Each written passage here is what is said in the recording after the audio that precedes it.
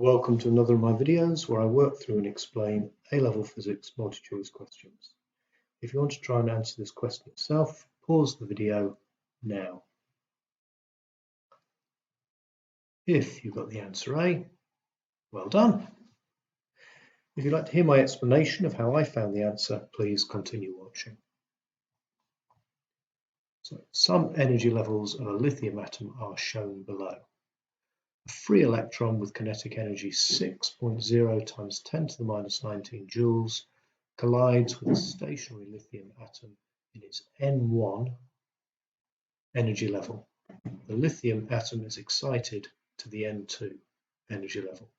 What is the kinetic energy of the free electron after the collision?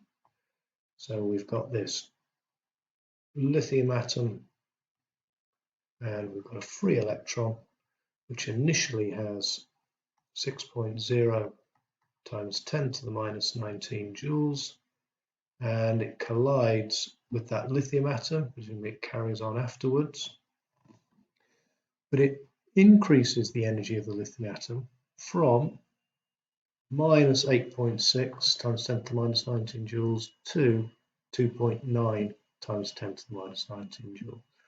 So the lithium atom gains the difference between these two energy values, and the difference between them is 5.7 times 10 to the minus 19 joules.